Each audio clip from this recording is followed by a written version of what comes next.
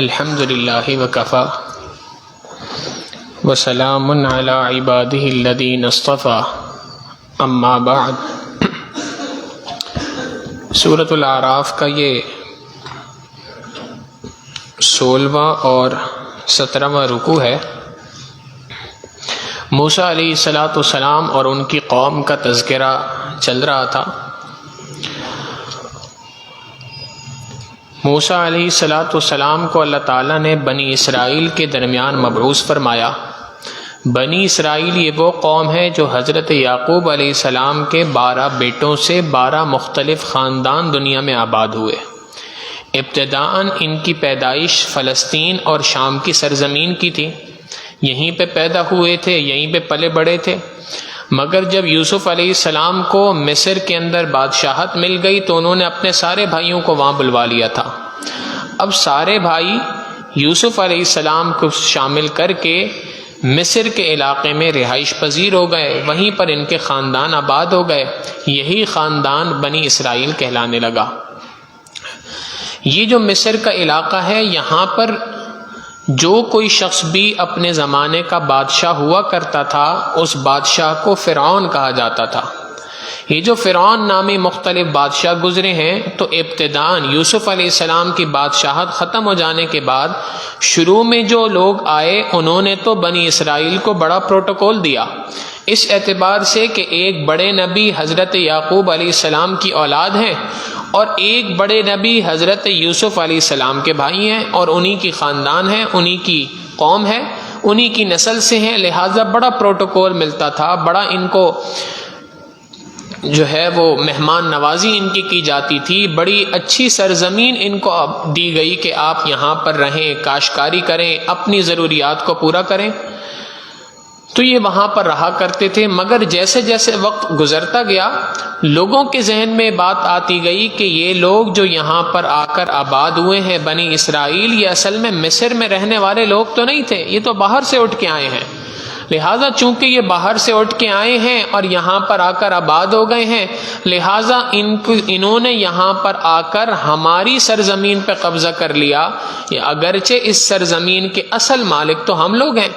لہٰذا انہوں نے بنی اسرائیل کو اپنا غلام اور اپنا نوکر اور اپنے ملازم تصور کرنا شروع کر دیا، یہاں تک کہ آنے والے وقتوں میں ایک وقت یہ بھی آیا کہ بنی اسرائیل پر یہ ظلم بھی ہونے لگا کہ ان کو غلام تصور کیا جاتا تھا، ان سے بیگار لی جاتی تھی۔ بیگار کہتے ہیں کہ ان سے بڑے مشقت والے، مزدوروں والے کام کروائے جاتے تھے، جو آج بھی مصر کے اندر اہرام مصر کے نام سے مختلف پیرامڈز بنے ہوئے ہیں، جو دنیا کے بڑے زبردست عجوبے کہلاتے ہیں۔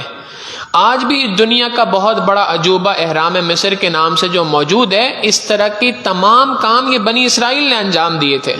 تو بنی اسرائیل نے کنسٹرکشن کے کام ہو، تعمیرات کے کام ہو، مشقت والے، مزدوروں والے جتنے کام ہیں وہ سارے کام بنی اسرائیل سے لیا کرتے تھے، اور ان تمام کاموں کے بدلے میں کسی قسم کی کوئی اجرت بھی نہیں دیا کرتے تھے، یہ تصور کر کے کہ یہ تو ہمارا حق ہے، ہماری سرزمین پہ رہ رہے ہو، اس کی پرائس یہ ہے کہ ہمارے یہ سارے کام کرو۔ اسی کو بیگار کہتے ہیں۔ تو بیگار لیا کرتے تھے ان سے۔ اسی زمانے میں موسیٰ علیہ السلام کی پیدائش کا وقت آیا، موسیٰ علیہ السلام کی پیدائش ہو گئی۔ اللہ رب العزت نے ان کو نبی بنا کے بھیجا کہ تم فرعون کے دربار میں جاؤ اور وہاں پر جا کر اس کو 3 نکاتی ایجنڈے پہ دعوت دینی ہے۔ ایک بات کہ تم کہتے ہو میں سب سے بڑا پروردگار ہوں، تمہاری یہ بات جھوٹ ہے، غلط ہے، حقیقی معبود ایک اللہ رب العزت کی ذات ہے، اللہ کی توحید کی دعوت دو۔ دوسری بات، میں اللہ کی جانب سے رسول بنا کر دنیا کے اندر بھیجا گیا ہوں، میری رسالت کو تسلیم کرو۔ اور تیسری بات کہ یہ جو بنی اسرائیل کو تم نے یرغمال بنا کے رکھا ہوا ہے، اس بنی اسرائیل کو یہاں سے آزاد کر دو۔ یہ 3 نکاتی ایجنڈے پر موسیٰ علیہ السلام فرعون کے دربار میں گئے۔ فرعون نے جا کر ماننے سے انکار کر دیا۔ موسیٰ علیہ السلام نے اپنا معجزہ جو عصا تھا اس کو پیش کیا، اس کو لاٹھی کو پھینکا اور وہ اژدہا بن گئی۔ فرعون نے اس کے مقابلے میں جادوگروں سے مقابلہ کرایا، اور جادوگروں سے مقابلے کے اندر بھی موسیٰ علیہ السلام جیت گئے، جادوگروں کو شکست ہو گئی، اور وہ لوگ جو جادوگر تھے وہ بھی اس بات کو پہچاننے لگ گئے اور تسلیم کرنے لگ گئے کہ واقعی جادو کا توڑ سوائے اللہ کے حکم کے کسی اور چیز سے نہیں ہو سکتا، لہٰذا اگر اللہ کی مدد اس شخص کے ساتھ ہے تو یقیناً اس کا دعویٰ سچا ہے۔ لہٰذا انہوں نے بھی کہہ دیا کہ ہم موسیٰ اور اس کے پروردگار پر ایمان لے آتے ہیں، رب موسیٰ و ہارون۔ جب یہ ایمان لے کے آ گئے تو فرعون کو اس پر بڑا سخت ناراضگی کا اظہار اس نے کیا، اور ناراضگی کے اظہار پہ ان میں سے 70 جادوگروں کو سزا دے دی، اور باقی جادوگروں کو قید کے اندر، ان جادوگروں کو حوالات کے اندر، جیل کے اندر قید کر دیا۔ اب موسیٰ علیہ السلام اپنی قوم کے پاس گئے، اسی اثنا میں فرعون نے ایک اور حکم جاری کر دیا، اور وہ حکم یہ تھا کہ اب جو جتنے بھی بچے بنی اسرائیل کے مزید پیدا ہوں گے ان میں سے لڑکوں کو قتل کر دیا جائے اور لڑکیوں کو چھوڑ دیا جائے۔ گزشتہ درس میں عرض کی تھی یہ بات کہ یہ کام فرعون نے اس قوم کے اوپر 2 مرتبہ کیا۔ پہلا موسیٰ علیہ السلام کی پیدائش سے پہلے جب نجومی نے ان سے کہا تھا کہ ایک بچہ پیدا ہونے والا ہے اور وہ بچہ تمہاری سلطنت کو تہس نہس کر دے گا، تو اس نے یہی کارنامہ کیا۔ پھر اس کے بعد جب موسیٰ علیہ السلام نے نبوت کا دعویٰ کیا اور موسیٰ علیہ السلام جیت گئے اس مقابلے کو، تو فرعون سے یہ جیت بھی برداشت نہ ہو سکی۔ جب دلیل کی بنیاد پر ٹھوکر کھا جاتی ہے، دلیل کی بنیاد پر کوئی قوم شکست کھا جاتی ہے، تو اصول تو یہ ہونا چاہیے کہ سامنے والے کو تسلیم کر لے، اپنی شکست کا اعلان کر دے۔ لیکن جب ضد کی بنیاد ہوتی ہے تو جہاں دلیل ختم ہوتی ہے وہاں گالی اور گولی کا دور شروع ہو جاتا ہے، لہٰذا یہی کام اس نے کیا۔ ایک کام تو دھمکیاں دینے لگ گیا، دوسرا کام بچوں کو قتل کرانے لگ گیا۔ لڑکوں کو قتل کر دیا کرتے تھے، لڑکیوں کو، بیٹیوں کو چھوڑ دیا کرتے تھے کہ یہ بڑے ہو کے ہماری خدمت کر سکیں گی، اور اس طریقے سے اس نے ظلم و ستم کا ایک نیا باب بنی اسرائیل کے اندر شروع کر دیا۔ قوم نے آ کے موسیٰ علیہ السلام سے شکایت کی کہ اے موسیٰ، آپ کے دنیا میں آ جانے سے پہلے اور آپ کی نبوت سے پہلے بھی ہم اسی آزمائش کے اندر مبتلا تھے، اسی تکلیف کے اندر تھے کہ ہمارے سامنے ہمارے بچوں کو قتل کر دیا جاتا تھا، اور آج جب آپ دنیا میں نبی بنا کے بھیجے گئے اب بھی یہی معاملہ ہے، تو فرق کیا ہوا آپ کے آنے سے؟ تو موسیٰ علیہ السلام نے فرمایا استعینوا باللہ واصبروا، 2 کام کرو، اللہ سے مدد طلب کرو اور صبر اختیار کرو۔ میں تمہیں یہ بات بتلا رہا ہوں، میں تمہیں پیشن گوئی کر رہا ہوں کہ ان الارض للہ یورثھا من یشاء من عبادی، اللہ اپنے بندوں میں سے جسے چاہتا ہے زمین کا وارث بنا دیتا ہے، ان قریب اللہ نے تمہیں اس سرزمین پر والی اور وارث بنا دینا ہے۔ اب وہ موقع کہ جہاں بچے لائن سے قتل ہو رہے ہیں، کتابوں میں مفسرین نے لکھا کہ فرعون نے اس وقت پر 12,000 بچوں کو ایک ساتھ قتل کرا دیا، 90,000 کے قریب حاملہ عورتوں کے حمل گروا دیے، ضائع کرا دیے۔ تو اتنی بڑے لیول کے اوپر اتنا بڑا ظلم و ستم ڈھایا جا رہا ہے، اور اس موقع پہ جس قوم پہ یہ ظلم و ستم ہو رہا ہے ان کو بتلایا جا رہا ہے کہ تم یہاں پر بادشاہ بننے والے ہو۔ تو یہ بات یا تو کوئی نبی کہہ سکتا ہے، یا یہ بات کوئی ایسے ہی دنیا کے اندر ہوا کے اندر باتیں کرنے والا، گپے مارنے والا شخص کہہ سکتا ہے۔ تو موسیٰ علیہ السلام نے جب بات کی تو قوم بھی حیران ہو گئی کہ یہ کیسے ہو سکتا ہے، کہاں یہ کہ ہم آزادی حاصل نہیں کر پا رہے، اور کہاں یہ کہ آپ یہ کہہ رہے ہیں کہ آزادی تو بہت دور کی بات ہے، آزادی بھی ملے گی اس کے بعد اللہ تمہیں بادشاہ بھی بنا دیں گے، یہ کیسے ہو سکتا ہے؟ موسیٰ علیہ السلام نے فرمایا یہ میرے پروردگار کا وعدہ ہے اور اللہ کا وعدہ سچا ہوتا ہے۔ اب یہ لوگ جو پہلے سے مصر کے اندر آباد تھے، جو فرعون اور اس کے درباری ہیں، یہ قبطی کہلاتے ہیں۔ قبطی جو لوگ تھے یہ پہلے سے وہاں موجود تھے۔ اب موسیٰ علیہ السلام نے جب دربار میں جا کے دعوت دے دی، معجزے کا اظہار بھی ہو گیا، پھر بھی نہ مانا گیا، تو اللہ کی جانب سے تنبیہات کا سلسلہ شروع ہوا۔ اسی صورت میں 5 انبیاء کا ذکر جہاں مکمل ہوا تھا وہاں اللہ رب العزت نے بات فرمائی تھی کہ وَمَا أَرْسَلْنَا فِي قَرْيَةٍ مِّن نَبِيٍّ إِلَّا أَخَذْنَا أَهْلَهَا بِالْبَأْسَاءِ وَالضَّرَّاءِ لَعَلَّهُمْ يَضَّرَّعُونَ۔ جب کبھی بھی کسی قوم کے اوپر ہم دعوت بھیجتے ہیں، کسی قوم کو سمجھانے کے لیے کسی نبی کو بھیجتے ہیں، کوئی بات سمجھائی جاتی ہے اور وہ قوم اس پر ایمان لے آئے تو بہت اچھا، اگر ایمان نہیں لے کے آئے تو پھر ہماری جانب سے تنبیہات کا سلسلہ شروع ہوتا ہے۔ اللہ کی جانب سے میسج آتا ہے ریکال کا، ریمائنڈرز آتے ہیں اللہ رب العزت کی جانب سے، لہٰذا اللہ کی جانب سے مختلف ریمائنڈرز آنا شروع ہوئے، ان کا ذکر ہے۔ ارشاد فرمایا وَلَقَدْ أَخَذْنَا آلَ فِرْعَوْنَ بِالسِّنِينَ، ہم نے فرعون کی قوم کو قحط سالی کے ذریعے سے پکڑ لیا۔ پہلا کام یہ ہوا، اللہ کی جانب سے تنبیہ کا پہلا سلسلہ یہ ہوا کہ اللہ تعالیٰ نے فرعون کی قوم کو قحط سالی کے اندر مبتلا کر دیا، قحط آ گیا، ڈراؤٹ آ گیا، اور اس قحط کی وجہ سے پریشان ہونے لگ گئے۔ موسیٰ علیہ السلام کے پاس آئے، آگے قرآن کریم خود بتلا رہا ہے، موسیٰ علیہ السلام کے پاس آئے اور آ کے کہنے لگے موسیٰ یہ کیا ہو گیا ہمارے ساتھ، ہم تو قحط سالی میں مبتلا ہو گئے۔ نبی کا جو کام ہوتا ہے اس نے اپنے قوم کو اسی کی جانب رجوع کیا کہ بھائی یہ اللہ کی جانب سے تنبیہ ہے اس بات پر کہ تم اللہ کی جانب رجوع کرو۔ قوم نے کہنا شروع کر دیا کہ جی ہم تو آپ کے پروردگار کو مانیں گے، اس کے مطابق زندگی گزاریں گے، ان کے احکامات کے مطابق زندگی گزاریں گے، اگر اللہ ہمارے اس عذاب کو ہم پہ سے دور کر دے۔ موسیٰ علیہ السلام نے اللہ سے دعا کر دی، اللہ سے دعا کی تو اللہ تعالیٰ نے اس عذاب کو دور کر دیا۔ جب یہ عذاب دور ہو گیا تو ہونا تو یہ چاہیے کہ قوم اللہ کی جانب رجوع کرے، اللہ رب العزت کو مان لے، اللہ کے حکموں کے مطابق زندگی گزارے، مگر قوم نے یہ کام بھی چھوڑ دیا، دوبارہ سے اسی سرکشی کی زندگی اختیار کرنا شروع کر دی۔ تو پھر دوسرا تنبیہ کا سلسلہ وَنَقْسِم مِّنَ الثَّمَرَاتِ، اللہ نے پھلوں کے اندر کمی کر دی، پیداوار کے اندر کمی ہو گئی۔ جس باغ کے اندر سے مثال کے طور پہ 20 ٹن کوئی پھل نکلنا تھا تو وہاں پر کوئی 5 ٹن نکل رہا ہے، پیداواری کے اندر کمی واقع ہو گئی۔ اور یہ بھی کیوں ہوئی؟ لعلہم یذکرون، تاکہ یہ نصیحت حاصل کر سکیں، اس کے ذریعے سے اللہ کی جانب رجوع کر سکیں۔ مگر قوم نے اس پر بھی بس نہ کی، طریقہ وہی اختیار کیا۔ موسیٰ علیہ السلام کے پاس آئے، اے موسیٰ ہمارے پھلوں کے اندر کمی واقع ہو گئی ہے۔ موسیٰ علیہ السلام نے پھر ان کو سمجھائی یہ بات، جب بات سمجھائی تو پھر کہنے لگے اگر یہ عذاب ہم سے ٹل گیا تو ہم اللہ پر ایمان لے آئیں گے۔ عذاب جب ٹلا موسیٰ علیہ السلام کی دعا کرنے کی برکت سے تو پھر قوم سرکشی اختیار کرنے لگ گئی، اور ان کا جو پیٹرن تھا وہ اللہ رب العزت نے بیان فرمایا فَإِذَا جَاءَتْهُمُ الْحَسَنَةُ قَالُوا لَنَا هَٰذِهِ، جب ان کے پاس کوئی بھلائی آتی، کوئی اچھی بات حاصل ہو جاتی تو قَالُوا لَنَا هَٰذِهِ، تو کہتے یہ تو ہماری وجہ سے ہے۔ یہ جو اگر کوئی عذاب ختم ہو گیا اور اب پیداوار کے اندر اضافہ ہونے لگ گیا، بارشیں وقت پہ ہونے لگ گئیں، تمام کی تمام اچھائیاں آنے لگ گئیں، تو کہتے تھے یہ تو ہماری ایکسپرٹیز کی وجہ سے ہے، ہماری کوالٹی کی وجہ سے، ہماری اسکلز کی وجہ سے، ہماری محنت کی وجہ سے ہے۔ وَإِن تُصِبْهُمْ سَيِّئَةٌ، اور جب کوئی برائی ان کو پہنچتی، اللہ کی جانب سے کوئی تنبیہ پہنچ جاتی، يَطَّيَّرُوا بِمُوسَىٰ وَمَن مَّعَهُ، تو موسیٰ اور اس کے ساتھیوں کی نحوست قرار دیتے تھے، یہ لوگ جو یہاں بیٹھے ہیں ان کی نحوست کی وجہ سے ایسا ہو رہا ہے۔ اللہ رب العزت فرماتے ہیں الا انما طائرهم عند اللہ، ان کے اوپر جو نحوست طاری ہو رہی ہے، یہ نحوست تو اللہ کے علم میں ہے کہ اصل میں یہ نحوست ان کے گناہوں کے بسبب ہے۔ وَلَٰكِنَّ أَكْثَرَهُمْ لَا يَعْلَمُونَ، لیکن ان میں سے اکثر لوگ اس بات کو نہیں جانتے۔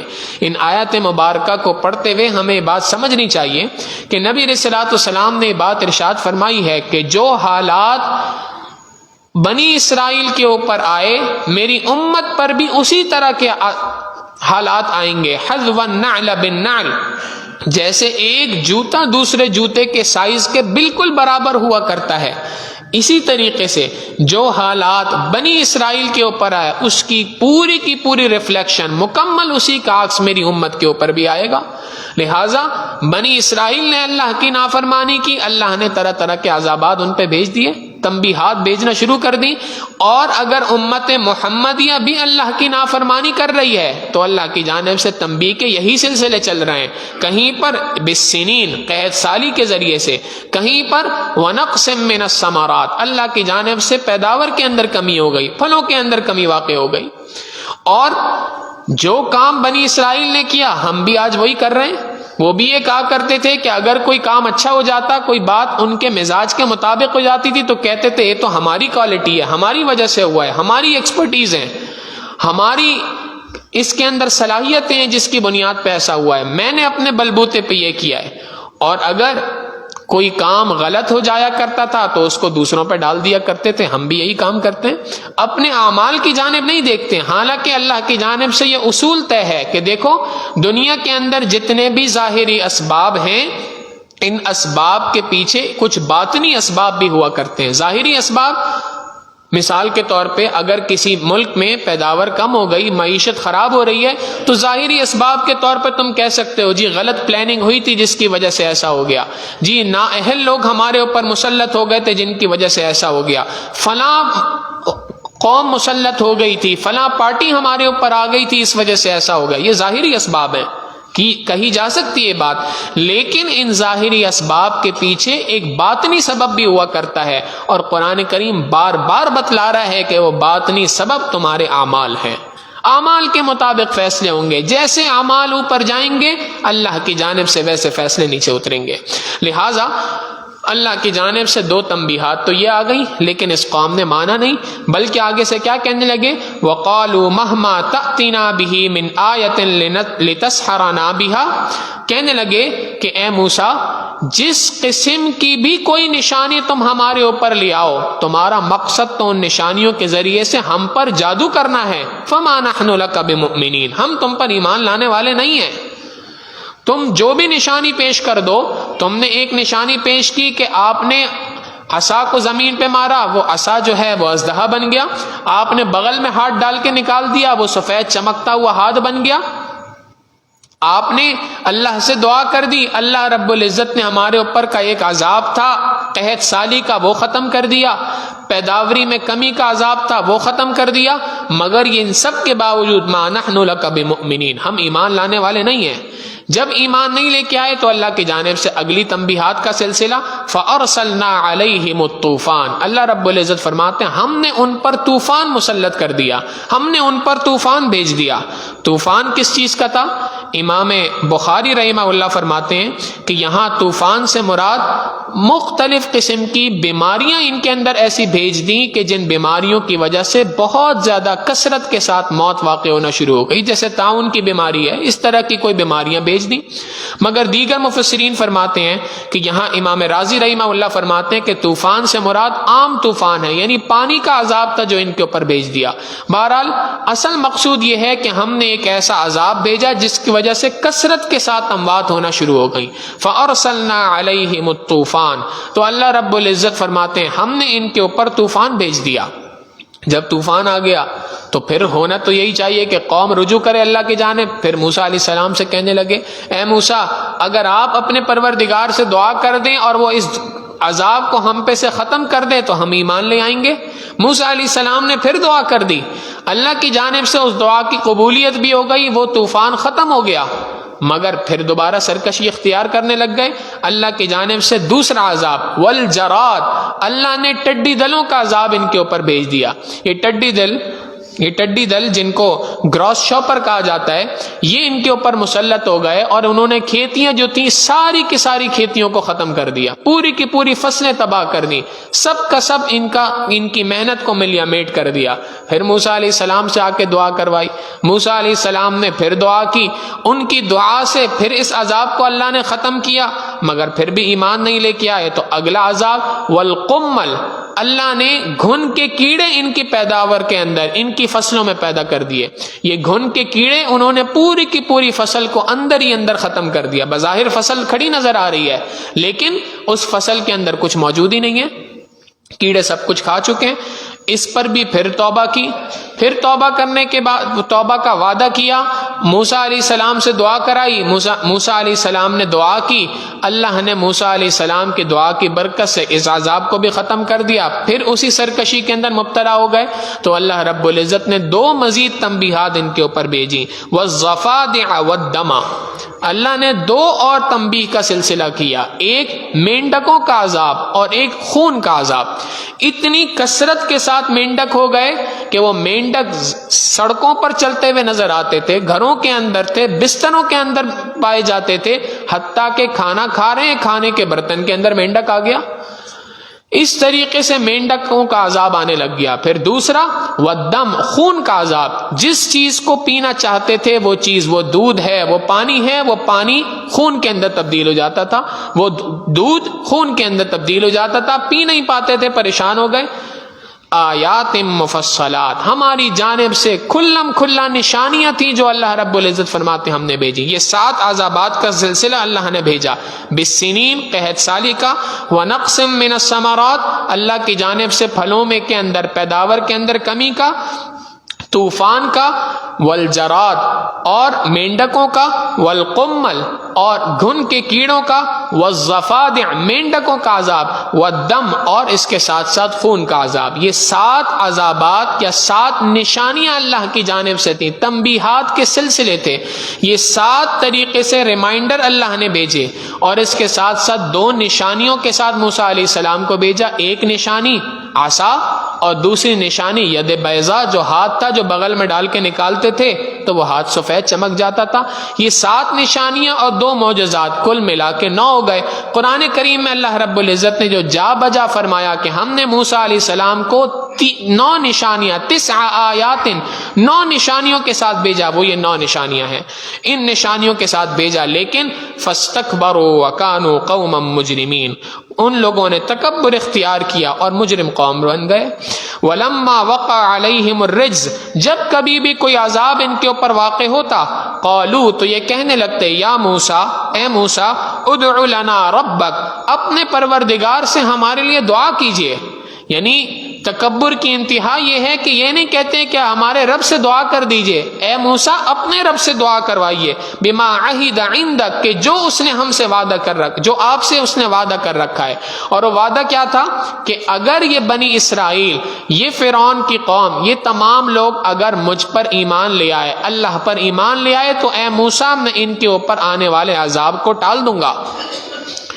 تو اللہ نے آپ سے وعدہ کیا ہے، لہٰذا اللہ سے دعا کروائیے، اس وعدے کا واسطہ دیتے ہوئے، لَإِن كَشَفْتَ عَنَّا الرِّجْزَ، کہ اگر اے اللہ آپ نے اس عذاب کو ہم سے دور کر دیا، لَنُؤْمِنَنَّ لَكَ، ہم آپ پر ایمان لے آئیں گے، وَلَنُرْسِلَنَّ مَعَكَ بَنِي اسرائیل، اور ہم آپ کے ساتھ بنی اسرائیل کو بھیج دیں گے۔ موسیٰ علیہ السلام آئے تھے نا اس کام کے لیے کہ اے اللہ میں فرعون کے پاس آئے تھے اسی کام کے لیے کہ میں ایک ایجنڈا میرا یہ ہے کہ تم بنی اسرائیل کو میرے حوالے کر دو، میں ان کو مصر سے نکال کر فلسطین کی سرزمین پہ لے کے جانا چاہتا ہوں۔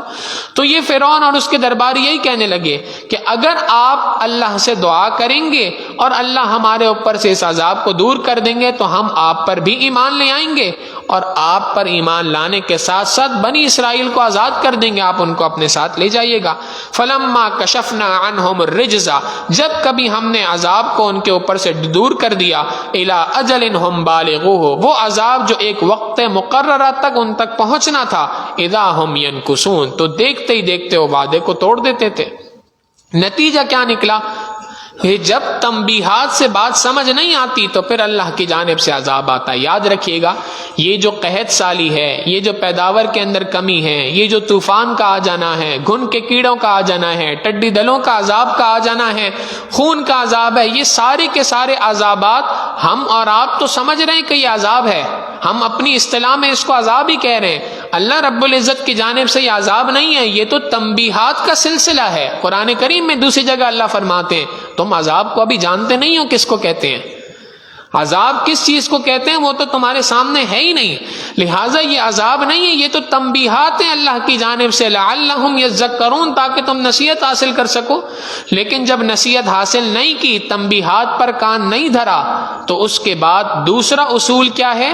قرآن کریم میں پہلے گزر چکا ہے، یہ واقعہ شروع ہونے سے پہلے اللہ نے فرمایا پہلے ہم تنبیہات بھیجتے ہیں، تنبیہات پر نہیں مانے تو پھر اس کے بعد ہم تھوڑی سی ڈھیل دے کر ایسا عذاب بھیجتے ہیں کہ جو عذاب قیامت تک آنے والے لوگوں کے لیے عبرت کا ذریعہ بن جاتا ہے۔ لہٰذا فانتقمنا منہم، ہم نے ان سے انتقام لے لیا۔ کیسے؟ بِأَنَّهُمْ كَذَّبُوا بِآيَاتِنَا، کہ انہوں نے ہماری آیتوں کو جھٹلایا تھا، فانتقمنا منہم، ہم نے ان سے انتقام لیا، فاغرقناہم فی الیم، ہم نے اس پوری قوم کو سمندر کے اندر غرق کر دیا۔ تفصیل واقعہ سورہ شعراء میں، سورہ قصص میں وہاں پر آ رہا ہے کہ فرعون اور اس کے ساتھی جو تھے یہ موسیٰ علیہ السلام پر حملہ کرنے کے لیے، ان کو ختم کرنے کے لیے اپنے گھر سے نکلے۔ اللہ نے حکم دے دیا موسیٰ علیہ السلام کو کہ آپ خود اور بنی اسرائیل کو اپنے ساتھ لیں اور یہاں سے نکلیں۔ موسیٰ علیہ السلام اور ان کے تمام ماننے والے ایک طرف آگے آگے، فرعون اور اس کا لشکر پیچھے پیچھے، یہاں تک کہ بحر قلزم جو وہاں کا سمندر تھا وہ آ گیا۔ جب بحر قلزم پہ پہنچے تو اللہ نے حکم دیا موسیٰ علیہ السلام کو کہ اے موسیٰ اس لاٹھی کو سمندر پہ ماریے۔ وہی بات جو گزشتہ درس میں عرض کی تھی کہ ہمیشہ مومن کا بھروسہ اللہ کے وعدے کے اوپر ہوتا ہے۔ عقل سے سوچے تو بندے کو سمجھ آتا ہے کہ یار یہ ایک لاٹھی ہی تمہارے پاس ہے، اس کے سوا تو کوئی چیز ہے نہیں۔ اب اگر تم اس کو سمندر میں پھینک دو گے، سمندر پہ مار دو گے، یا تو لاٹھی ٹوٹ جائے گی یا سمندر کے اندر ڈوب جائے گی۔ تو جو ایک سہارا ہے وہ بھی تمہارے پاس نہیں رہے گا۔ لیکن موسیٰ علیہ السلام کو اپنے اس سہارے پہ بھروسہ نہیں تھا، ان کو اللہ کی ذات پہ بھروسہ تھا، لہٰذا اس لاٹھی کو زمین پہ اس سمندر پہ مارا۔ نتیجہ کیا ہوا؟ اللہ نے اس کے درمیان سے راستے بنا دیے۔ موسیٰ علیہ السلام اور ان کی قوم اس سمندر کو کراس کر گئی، پار کر گئی، اور پیچھے فرعون اور اس کے حواریین جو آ رہے تھے وہ لشکر پورا کا پورا سمندر کے اندر اللہ نے غرق کر دیا۔ فَأَغْرَقْنَاهُمْ فِي الْيَمِّ، ہم نے ان کو سمندر میں غرق کر دیا۔ بِأَنَّهُمْ كَذَّبُوا بِآيَاتِنَا، اس لیے کہ انہوں نے ہماری آیتوں کو جھٹلایا تھا۔ وَكَانُوا عَنْهَا غَافِلِينَ، اور وہ اس عذاب کے آنے سے غفلت کے اندر مبتلا تھے، ان کو شعور نہیں تھا اس بات کا، باوجود اس کے کہ اللہ کی نافرمانی کرتے تھے، مگر دل میں یہ بات تھی کہ نہیں اللہ کا عذاب نہیں آ سکتا ہم پر۔ معاف کیجئے گا، ہمارا بھی آج حال یہی ہے کہ ہم بھی ایک طرف اس بات کو قبول کرتے ہیں کہ ہاں اللہ کی نافرمانی میں لگے ہیں، ہم من حیث القوم، ہم اللہ کی نافرمانی میں لگے ہیں، لیکن ساتھ ساتھ اپنے دل کو تسلی دے رہے ہوتے ہیں کہ نہیں اللہ کا عذاب ہم پہ نہیں آ سکتا، اللہ کا عذاب ہم پر نہیں آئے گا۔ اللہ رب العزت فرماتے ہیں کہ اگر تم یہ بات سمجھتے ہو تو تم اکیلے سمجھنے والے نہیں ہو، تم سے پہلی قوم میں بھی یہی بات سمجھا کرتی تھی۔ وَأَوْرَثْنَا الْقَوْمَ الَّذِينَ كَانُوا يُسْتَضْعَفُونَ مَشَارِقَ الْأَرْضِ وَمَغَارِبَهَا الَّتِي بَارَكْنَا فِيهَا، اللہ رب العزت فرماتے ہیں کہ ہم نے اس قوم کو کہ جو دنیا میں کمزور سمجھی جاتی تھی، یعنی یہ بنی اسرائیل اتنے کمزور کہ ان کے بچوں کو ان کی آنکھوں کے سامنے قتل کیا جا رہا ہے، کچھ کہنے کی جرت نہیں ہے اپنے اندر، اتنی زیادہ جو کمزور قوم تھی، ہم نے اس قوم کو اس سرزمین کے مشرق اور مغرب کا وارث بنا دیا کہ جس سرزمین پر ہم نے برکتیں عطا فرمائی تھی، یعنی فلسطین کی پوری سرزمین، اس سرزمین کا ہم نے ان کو والی و وارث بنا دیا۔ کون سوچ سکتا تھا یہ بات؟ کون تصور کر سکتا تھا اس بات کا کہ آج جن کے بچے ان کی آنکھوں کے سامنے قتل ہو رہے ہیں، چوں کرنے کی جن کی ہمت نہیں، کل کو وہی لوگ اللہ ان کو اس سرزمین کا وارث بنا دیں گے جس کو، جو انبیاء کی سرزمین ہے، جو انبیاء کا مسکن تھا، جو انبیاء کے مدفون ہے، انبیاء کے دفن ہونے کی جگہ ہے۔ اللہ رب العزت اسی جگہ کو اتنی بڑی اس کمزور قوم کو اس کا والی و وارث بنا دیں گے۔ مگر ہاں، اللہ کے وعدوں پہ جو بھروسہ کرتا ہے، اللہ کا وعدہ ہمیشہ سچا ہوا کرتا ہے۔ اللہ رب العزت فرماتے ہیں وَتَمَّتْ كَلِمَةُ رَبِّكَ الْحُسْنَى عَلَى بَنِي إِسْرَائِيلَ، آپ کے پروردگار کا بھلائی والا جو وعدہ تھا، جو بات تھی، وہ بنی اسرائیل کے اوپر مکمل ہو گئی۔ کیوں؟ بما صبروا، اس لیے کہ انہوں نے صبر اختیار کیا۔ موسیٰ علیہ السلام نے اپنی قوم سے بات کہی تھی کہ اگر تم صبر اختیار کرو، اللہ کے وعدوں پہ بھروسہ کرو اور تقوی اختیار کرو، یہ گناہوں سے بچنے والی زندگی گزارو، یہ تین کام کرو گے، اللہ رب العزت تمہیں اس جگہ کا والی اور وارث بنا دیں گے۔ اللہ نے اپنے وعدے کو پورا کر دکھایا، لہٰذا بنی اسرائیل کو وہاں کا والی و وارث بنا دیا۔ مگر پھر وہ وقت بھی آیا کہ جب بنی اسرائیل نے پھر اللہ کی نافرمانی کی، آگے اس کی تفصیل آ رہی ہے، تو پھر اللہ نے ان سے اس سرزمین کو چھین لیا اور ان کو وہاں سے بے دخل کر دیا، اور اس کے بعد اللہ رب العزت نے وہ سرزمین ایمان والوں کو، مسلمانوں کو عطا فرمائی۔ لیکن ساتھ میں وعدہ وہی ہے اللہ کا کہ اگر تم واقعی صبر اختیار کرو گے، اللہ پر بھروسہ رکھو گے، اللہ سے مدد مانگو گے، اور تیسری بات کہ گناہوں سے بچنے والی زندگی گزارو گے، اللہ اس بابرکت سرزمین کا تمہیں بھی والی و وارث بنا دیں گے۔ لیکن شرط یہ ہے کہ تم اللہ رب العزت کے ساتھ صبر اللہ رب العزت کے وعدوں پہ بھروسہ کرو، اللہ رب العزت کی نافرمانی سے بچنے والی زندگی گزارو۔ بہرحال اب یہ بنی اسرائیل وہاں سے نکل گئے۔ اللہ رب العزت فرماتے ہیں وَجَاوَزْنَا بِبَنِي إِسْرَائِيلَ الْبَحْرَ، ہم نے بنی اسرائیل کو سمندر پار کرا دیا۔ فَأَتَوْا عَلَىٰ قَوْمٍ، یہ وہاں سے نکلے، مصر کے علاقے سے نکل گئے، سمندر پار کیا۔ اب یہ جس جگہ پہ آئے یہ کنعان کا علاقہ کہلاتا ہے۔ کنعان کے اندر یہ وادی تی کہلاتی ہے، جو آج کل سینائی کے نام سے، سینائی پینلسوا کے نام سے آج بھی موجود ہے۔ لہٰذا یہ وہاں سے نکل کر اس سرزمین کے اوپر آ گئے۔ ابھی آگے فلسطین کی طرف سفر باقی ہے۔ یہ سمندر پار کر کے اس جگہ پہ پہنچے ہیں، سینائی کا علاقہ، وادی تی کا علاقہ۔ یہاں پر جب پہنچے ہیں، یہ اصل میں 5000 فٹ سطح سمندر سے بلند ایک جگہ ہے، ایک پینلسوا ہے، ایک چھوٹی سی جگہ ہے، چٹان کسی ہے کہ جس کے اوپر اس قوم کو اللہ نے کچھ عرصے کے لیے آباد کیا۔ یہ جگہ جو ہے، یہاں پر جب یہ آباد ہوئے تو انہوں نے دیکھا کہ ان کے قریب ہی ایک شہر ہے، مفسرین نے اس کا نام قنّسرین لکھا ہے۔ یہ قنّسرین نام کا ایک شہر قریب میں موجود ہے، اور اس شہر کے اندر ایک قوم ہے جن کو کنعانی کہا جاتا ہے، کنعان کے رہنے والے۔ یہ بت پرستی کے اندر مبتلا تھے۔ ایک بت تھا، اس کی صبح شام پوجا کیا کرتے تھے۔ موسیٰ علیہ السلام کی قوم ان کے پاس سے گزرتے ہوئے وادی تیہ میں سینائی کے مقام کے اوپر جا کے اس نے پڑاؤ ڈالا۔ اب جب یہاں پڑاؤ ڈالا تو اس قوم کو دیکھتے ہوئے آئے تھے۔ فَأَتَوْا عَلَىٰ قَوْمٍ، ان کا گزر ہوا ایک ایسی قوم سے، يَعْكُفُونَ عَلَىٰ أَصْنَامٍ لَهُمْ، جو اپنے بتوں کے پاس بیٹھے ہوئے تھے، یعنی اپنے بتوں کے پاس وقت گزارا کرتے تھے، ان کی عبادت کیا کرتے تھے۔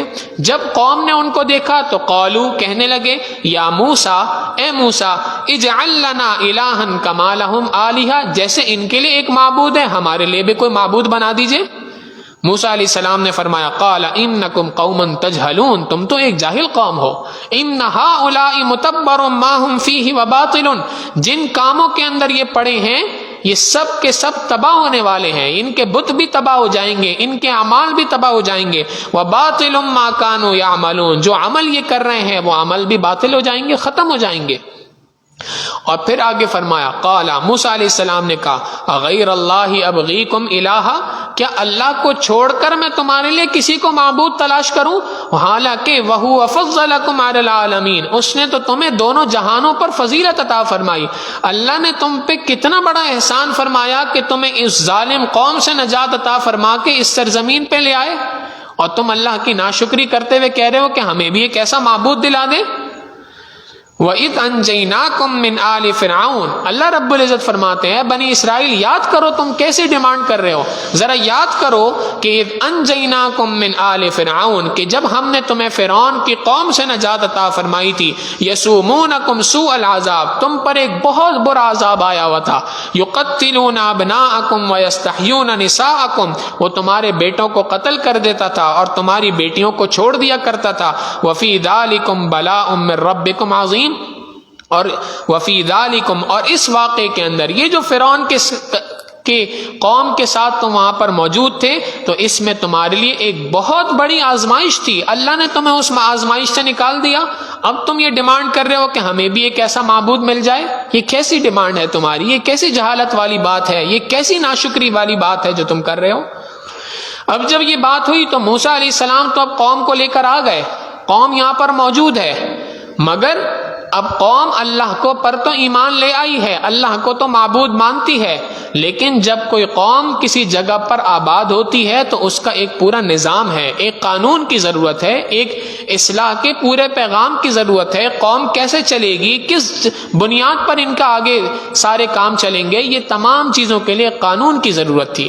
لہٰذا اللہ رب العزت نے موسیٰ علیہ السلام کو فرمایا کہ اے موسیٰ، ہم آپ کو تورات عطا کریں گے، آپ کو ایک کتاب، ایک قانون قدرت کی کتاب جو ہے وہ ہم آپ کو عطا کریں گے، اور اس کتاب کے مطابق آپ نے اپنی قوم کو لے کر آگے چلنا ہے۔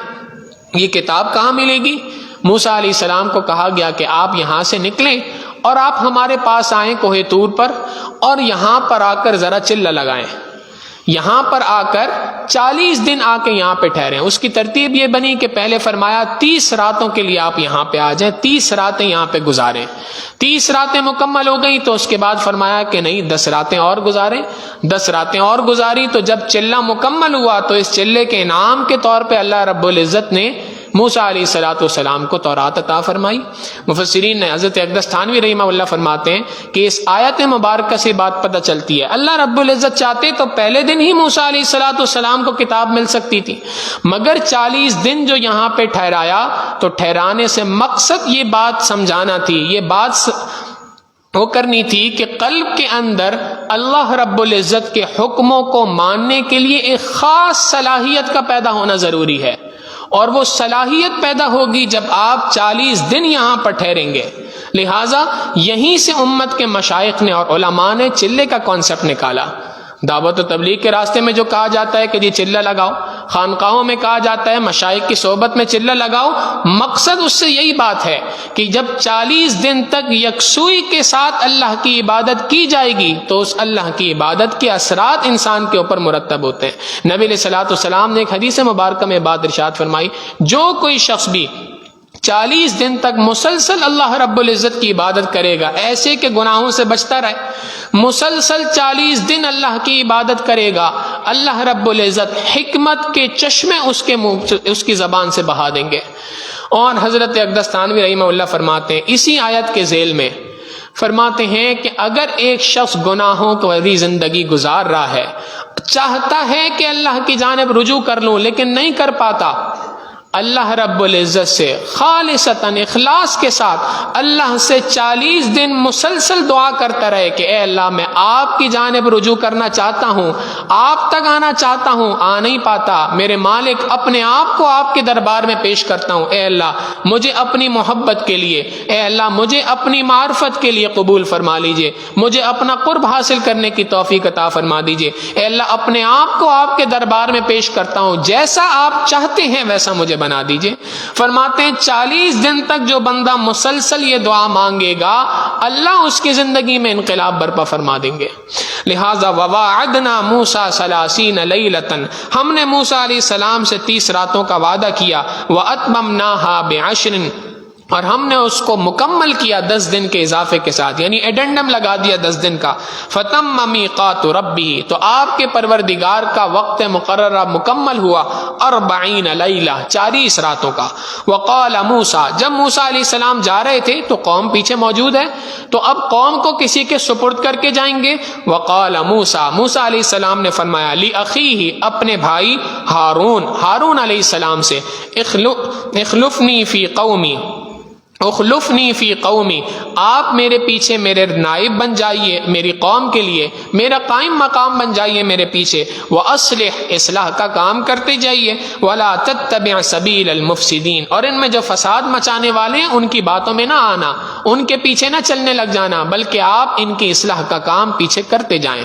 حضرت اقدس تھانوی رحمہ اللہ اس آیت کے ذیل میں فرماتے ہیں کہ موسیٰ علیہ السلام جاتے ہوئے اپنا نائب حضرت ہارون علیہ السلام کو بنا رہے ہیں اور اپنی قوم کو حضرت ہارون علیہ السلام کے سپرد کر رہے ہیں.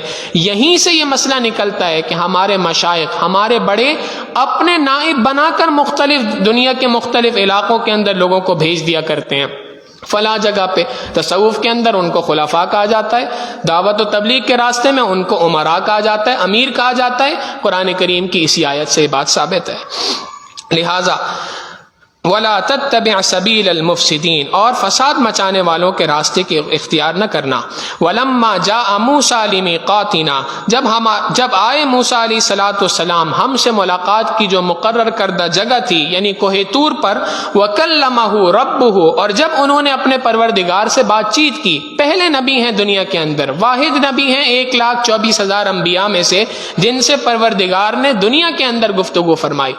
لہذا جب موسیٰ علیہ السلام سے اللہ رب العزت کی ہم کلامی ہوئی, قال ربی, موسیٰ علیہ السلام نے کہا اے میرے پروردگار, ارینی انظر الیک, آپ مجھے اپنا آپ دکھلا دیجئے, اپنا دیدار کرا دیجئے, میں آپ کو دیکھنا چاہتا ہوں. ہمارے حضرت فرماتے ہیں کہ 1,24,000 انبیاء دنیا میں آئے, کسی نبی نے یہ مطالبہ نہیں کیا کہ اے اللہ میں آپ کو دیکھنا چاہتا ہوں۔ واحد نبی ہیں موسیٰ علیہ السلام جنہوں نے یہ بات فرمائی کہ اے اللہ میں دیکھنا چاہتا ہوں۔ کیوں؟ فرماتے ہیں اسی وجہ سے کہ موسیٰ علیہ السلام واحد نبی ہیں جن سے اللہ رب العزت نے ہم کلامی فرمائی۔ چونکہ اللہ نے بات چیت شروع فرمائی، ہم کلامی فرمائی، تو ہم کلامی کے بعد بات یہاں تک رکتی نہیں، دیدار کرنے کا جی چاہتا ہے، لہٰذا فوراً مطالبہ کر دیا۔ فرماتے ہیں یہیں سے یہ نقطہ نکلتا ہے کہ دنیا میں کئی مرتبہ شیطان نوجوانوں کو دھوکہ دیتا ہے کہ بھئی میں نامحرم عورت سے صرف بات چیت کر رہا ہوں، میرا کوئی ملاقات کرنے کا مقصد نہیں ہے، کوئی اور مقصد نہیں، کوئی اور نیت نہیں، میں تو صرف اس سے بات چیت کر رہا ہوں فون کے اوپر۔ فرماتے ہیں کہ قرآن کریم یہ بات بتلا رہا ہے کہ جب کبھی بھی کوئی بات چیت کرتا ہے نامحرم سے تو یہ بات چیت سے بات چیت کی حد تک نہیں رہتی، بلکہ یہ بات آگے بڑھ جایا کرتی ہے۔ لہٰذا فرمایا رب ارنی انظر الیک، اے میرے رب میں آپ کو دیکھنا چاہتا ہوں۔ قال، اللہ رب العزت نے فرمایا لن ترانی، تم مجھے نہیں دیکھ سکتے ہیں موسیٰ، ولکن انظر الی الجبل، اچھا اب اگر تمہاری فرمائش ہے تو ذرا اس پہاڑ کی طرف نظر دوڑاؤ، اس پہاڑ کو دیکھو، فإن استقر، اگر یہ اپنی جگہ پہ ٹھہر گیا میں اس پر اپنی ایک تجلی ڈالوں گا، تجلی کہتے ہیں ایک عکس ڈالوں گا، ایک ریفلیکشن ڈالوں گا، اگر وہ ریفلیکشن یہ پہاڑ برداشت کر گیا اپنی جگہ پہ ٹھہرا رہا تو فسوف ترانی، تو یہ ایسا ہی ہوگا گویا تم نے مجھے ایک جھلک دیکھ لیا۔ قال لن ترانی، اللہ رب العزت نے فرمایا کہ اے موسیٰ تم مجھے نہیں دیکھ سکتے، ولکن انظر الی الجبل، لیکن اس پہاڑ کی جانب دیکھو، فإن استقر مکانہ، اگر یہ اپنی جگہ پہ ٹھہرا رہا تو فسوف ترانی، تم ان قریب مجھے دیکھ لو گے۔ فلما تجلی ربہ للجبل، جب پروردگار نے اپنی ایک تجلی، اپنا ایک عکس، اپنی ایک ریفلیکشن اس پہاڑ کے اوپر ڈالی، جعلہ دکا، وہ پہاڑ تو ریزہ ریزہ ہو گیا، وخر موسیٰ صاعقا، اور موسیٰ علیہ السلام بے ہوش ہو کے گر پڑے، وہ برداشت نہ کر سکے، اس لیے کہ نبی علیہ السلام نے یہ بات فرمائی ہے کہ دنیا کے اندر کوئی شخص بھی پروردگار عالم کا دیدار نہیں کر سکتا۔ ہاں لیکن اس کا معنی یہ بھی نہیں کہ آخرت میں بھی دیدار نہیں ہوگا، چونکہ دنیا کے اندر، دنیا میں وہ صلاحیت ہی نہیں انسان کی آنکھوں کے اندر کہ وہ پروردگار کا دیدار کر سکے۔ موسیٰ علیہ السلام جیسا شخص جلیل القدر پیغمبر، وہ بھی اللہ کی دیدار دنیا میں نہیں کر سکے، لہٰذا عام بندہ بھی اللہ کا دیدار دنیا میں نہیں کر سکتا۔ ہاں جب جنت میں چلا جائے گا تو جنت کے اندر جو سب سے بڑی نعمت ایمان والوں کو ملے گی وہ نعمت یہی ہوگی کہ ان کو اللہ رب العزت کا وہاں دیدار نصیب ہوگا، لہٰذا فرما دیا۔ لیکن امام ربانی مجدد الفسانی رحمہ اللہ کی یہ بات یہاں ذہن میں رہنی چاہیے، وہ ارشاد فرماتے ہیں کہ انسان کو پروردگار عالم کا دیدار کل قیامت کے دن جنت میں ہوگا، جو جنت میں جائے گا اس کو دیدار ہوگا، لیکن دیدار کی نوعیتیں الگ الگ ہیں۔ کسی کو دیدار بغیر کسی قسم کے کسی حجاب کے ہوگا، اور کسی کو دیدار کچھ حجابات کے ساتھ ہوگا، کسی کا دیدار اس سے زائد حجابات کے ساتھ ہوگا۔ یہ ایسے ہی ہے جیسے ایک بندے کو مثال کے طور پہ اس کا نمبر ہے چشمے کا -4، اور وہ چشمہ اتار دے تو اس کو ساری چیزیں دھندلی نظر آئیں گی۔ اسی کے مقابلے میں دوسرا بندہ جس کا نمبر -2 ہے، وہ بھی اگر چشمہ اتار دے تو اس کو بھی چیزیں دھندلی نظر آئیں گی، پہلے والے کے بنسبت کچھ بہتر ہوں گی لیکن۔ اور ایک بندہ ہے جس کی آئی سائٹ 6/6 ہے، اس کو چشمے کی ضرورت نہیں، اس کو ہر چیز بہترین طور پہ نظر آئے گی۔ لہٰذا کل قیامت کے دن کچھ لوگوں کو دیدار تو بالکل صاف شفاف ہوگا بغیر کسی حجاب کے، کچھ لوگوں کے دیدار میں درمیان میں حجابات ہوں گے۔ یہ کون لوگ ہیں؟ فرمایا کہ جس کی جتنی زیادہ نماز میں توجہ اللہ کی جانب ہوتی ہے اس کے حجابات اتنے زیادہ اٹھ جائیں گے۔ لہٰذا جو محنت دنیا کے اندر نماز کے اوپر کرتا ہے اس کو پروردگار عالم کا دیدار کل قیامت کے دن بغیر کسی حجاب کے نصیب ہوگا۔ لہذا فرما دیا فلما تجلی ربہ للجبل، جب پروردگار عالم نے پہاڑ پر تجلی ڈالی، جعلہ دکا، تو وہ پہاڑ تو ریزہ ریزہ ہو گیا، وخر موسیٰ صاعقا، اور موسیٰ علیہ السلام بے ہوش ہو کے گر پڑے۔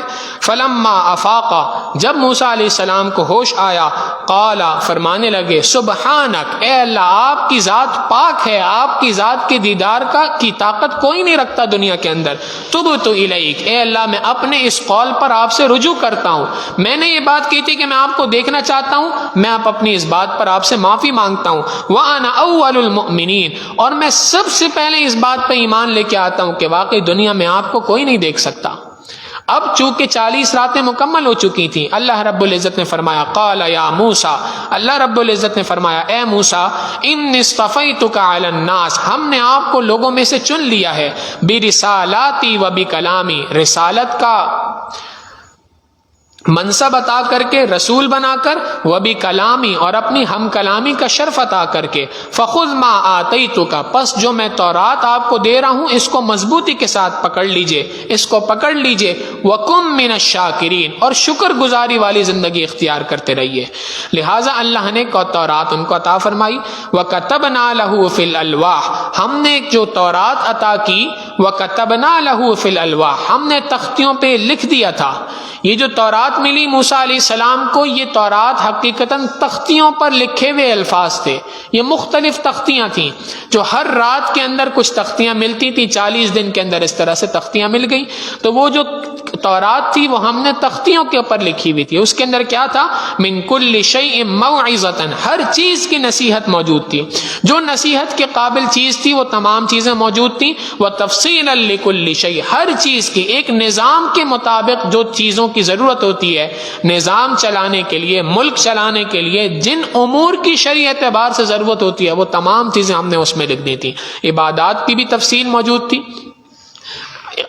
اخلاق کی بھی تفصیل موجود تھی، معاشرت کی تفصیل بھی موجود تھی، معیشت کی تفصیل بھی موجود تھی، تمام باتیں اس کے اندر تھیں۔ فخذها بقوۃ، پس آپ اس کو مضبوطی کے ساتھ پکڑ لیجئے، وامر قومک یاخذوا باحسنها، اور اپنی قوم کو یہ اس بات کا حکم دیجئے کہ وہ ان تورات کی تختیوں کو احسن طریقے سے پکڑے۔ احسن طریقے سے پکڑنے سے مراد یعنی ان کے اوپر عمل کرے، اور عمل کے ساتھ شرط لگائی باحسنها، بہترین عمل کرے۔ قرآن کریم میں جا بجا اللہ رب العزت نے فرمایا، کہیں قرآن میں یہ بات نہیں ہے۔ سورہ ملک میں جیسے فرمایا لِنَبْلُوَكُمْ أَيُّكُمْ أَحْسَنُ عَمَلًا، کہ ہم آزمائیں گے، ہم دیکھنا چاہتے ہیں تم میں سے کون ہے جو سب سے زیادہ بہترین عمل کر سکتا ہے۔ یہ نہیں فرمایا ایکم اکثر عملا، تم میں سے کون زیادہ عمل کر سکتا ہے، بلکہ فرمایا احسن عملا، اچھے اعمال کون کر سکتا ہے۔ قرآن کریم کی یہ آیت بتلاتی ہے کہ اللہ کے ہاں کوانٹٹی میٹر نہیں کرتی، اللہ کے ہاں کوالٹی میٹر کرتی ہے۔ لہٰذا اپنے اعمال کو سنوارنے کی کوشش کرو۔ پہلے اگر 4 رکعت نفل پڑھا کرتے تھے، اب بھی 4 ہی پڑھو، لیکن ان 4 کے اندر کوالٹی کے اندر اضافہ کرو، اس کو اور اچھے طریقے سے سنتوں کی رعایت کرتے ہوئے، سنن کی رعایت کرتے ہوئے، مستحبات کی رعایت کرتے ہوئے، باطنی طور پہ توجہ کو اللہ کی جانب رکھتے ہوئے، خشوع کے ساتھ، خضوع کے ساتھ اس میں اضافہ کرنا شروع کرو۔ تو یہی بات ان کو بھی فرمائی، یأخذوا بأحسنها، اس کو اچھے طریقے سے پکڑ لو۔ سأریکم دار الفاسقین، ان قریب میں تمہیں فاسقوں کا گھر دکھلا دوں گا۔ اس زمانے میں جو فاسق و فاجر قوم فلسطین کی سرزمین کے اوپر قابض تھی، وہ گھر میں تمہیں ان قریب دکھلا دوں گا۔ یعنی یہ قوم مصر سے تو آزاد ہو گئی، مصر سے آزاد ہو کے ابھی کنعان کے علاقے میں پہنچے ہیں، وادی تی، وادی سینا میں پہنچے ہیں، اب آگے فلسطین کے علاقے میں جانا ہے، وہاں کی تفصیل بھی آ رہی ہے۔ یہ جو فلسطین کے علاقے میں جانا ہے، وہاں پر ایک ظالم قوم جبارین کے نام کی قوم عمالقہ وہاں پہلے سے موجود ہے، اس قوم کو ہم نے ہٹانا ہے اور تمہیں ان کی جگہ پر وہاں پر جو ہے وہ بادشاہت عطا فرمانی ہے، اس زمین کا والی و وارث بنانا ہے۔ تو اگر تم آج تورات پر کامل طریقے سے عمل کرو گے تو ہم تمہیں فاسق اور فاجر جس جگہ کے آج والی و وارث بنے ہیں، کل ہم اسی کا والی و وارث تمہیں بنا دیں گے۔ ایمان والوں کو بھی یہی حکم ہے، اگر تم اس قرآن کریم کو مضبوطی کے ساتھ تھام لو گے، اس قرآن کریم کے مطابق عمل کرو گے، تو وہ فلسطین کی سرزمین جس کو ہم نے برکتوں والا بنایا ہے، جس جگہ پر آج دشمن آباد ہے، اس جگہ کا ہم تمہیں والی اور وارث بنا سکتے ہیں اور بنا دیں گے۔ شرط صرف یہ ہے کہ اس قرآن کریم کو جو ہم نے تمہیں دیا ہے، اس قرآن کریم کے اوپر بہترین طریقے سے عمل کرنا شروع کر دو، اس قرآن کریم کو سیکھنا شروع کر دو، اس قرآن کریم کی آیات کے مطابق عمل کرنا شروع کر دو، اس قرآن کریم کو اپنی زندگی میں نافذ کر دو، اپنے ملک میں نافذ کر دو، پھر دیکھو کہ اللہ رب العزت کیسی برکتیں عطا فرماتے ہیں۔ اللہ رب العزت سے دعا ہے کہ پروردگار عالم اس قرآن کریم کو ہمیں سیکھنے کی توفیق عطا فرمائے، سمجھنے کی توفیق عطا فرمائے، اور اس کے مطابق اپنی زندگیوں کو تبدیل کرنے کی توفیق عطا فرمائے۔ وآخر دعوانا ان الحمد للہ رب العالمین۔ سبحان ربی علی الوہاب، اللہم صلی علی سیدنا محمد وعلی آل سیدنا محمد وبارک وسلم۔ ربنا ظلمنا انفسنا وان لم تغفر لنا وترحمنا لنکونن من الخاسرین۔ جناب نجم صاحب کے چھوٹے بھائی کا بھی تھوڑی دیر پہلے انتقال ہوا، دعا فرمائے اللہ تعالیٰ ان کی اور دیگر تمام مرحومین کی کامل مغفرت فرمائے، جنت الفردوس میں اعلیٰ مقام عطا فرمائے، پسماندگان کو صبر جمیل نصیب فرمائے۔ وصلی اللہ تعالی علی حبیبہ سیدنا محمد وآلہ واصحابہ اجمعین برحمتک یا ارحم الراحمین۔